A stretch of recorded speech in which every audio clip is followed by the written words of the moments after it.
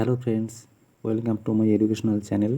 আমরা এই ভিডিওতে পজিটিভ ভার্ব মেক কখন এবং কিভাবে ব্যবহার করা হয় সেই বিষয়ে বিস্তারিত জানব। ভিডিওটি পুরো দেখুন।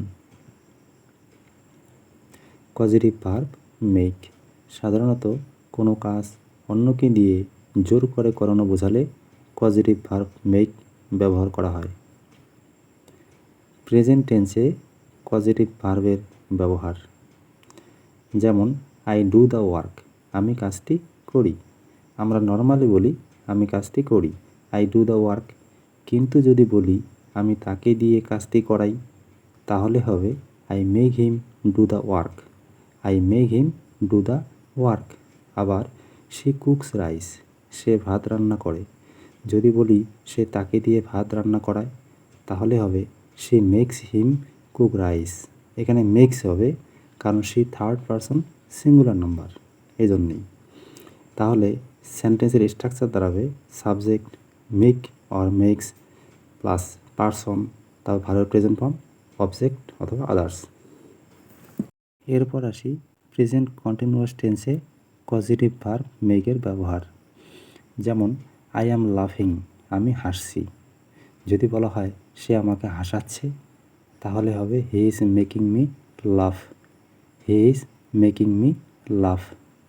আরও একটা আছে I am cleaning my room, আমি আমার রুমটি পরিষ্কার করছি। যদি বলা হয় আমি তাকে দিয়ে আমার রুমটি পরিষ্কার করাচ্ছি, তাহলে হবে I am making her clean my room, I am making her clean my room, আমি তাকে দিয়ে আমার রুমটি পরিষ্কার করাচ্ছি। তাহলে এখানে স্ট্রাকচার দাঁড়াবে subject am is are, making, যেহেতু প্রেজেন্ট কন্টিনিউয়াস টেন্স মেকের শেষে আইএনজি যুক্ত হবে মেকিং, তারপর হবে পারসন, তার ভার্ব, প্রেজেন্ট ফর্ম, তারপর অবজেক্ট। আচ্ছা, ফার্স্ট টেন্সে পজিটিভ ভার্ব মেকের ব্যবহার, যেমন শি কুকড রাইস, সে ভাত রান্না করেছিল। যদি বলা হয় সে তাকে দিয়ে ভাত রান্না করিয়েছিল, তাহলে হবে she made him cook rice. যেহেতু পাস্ট ইনডিফিনিট টেন্স, সেহেতু মেকের পাস্ট ফর্ম মেড হবে এখানে, she made him cook rice, সে তাকে দিয়ে ভাত রান্না করিয়েছিল। আচ্ছা, আই ডিড দ্য ওয়ার্ক, আমি কাজটি করেছিলাম। যদি বলা হয় আমি তাকে দিয়ে কাজটি করিয়েছিলাম, তাহলে হবে I made him do the work, I made him do the work. সেন্টেন্সের স্ট্রাকচার দাঁড়াবে সাবজেক্ট মেড, পারসন, ভার্বের প্রেজেন্ট ফর্ম, তারপর অবজেক্ট। আচ্ছা, ফিউচার টেন্সে পজিটিভ ভার্ব মেকের ব্যবহার, যেমন I will do the work, আমি কাজটি করব।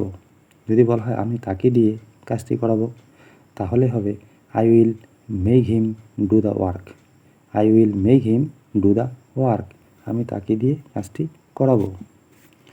সে একটি ছবি আঁকবে, he will draw a picture, he will draw a picture, সে একটি ছবি আঁকবে। যদি বলা হয় সে আমাকে দিয়ে একটি ছবি আঁকাবে, তাহলে হবে he will make me draw a picture, he will make me draw a picture, সে আমাকে দিয়ে একটি ছবি আঁকাবে।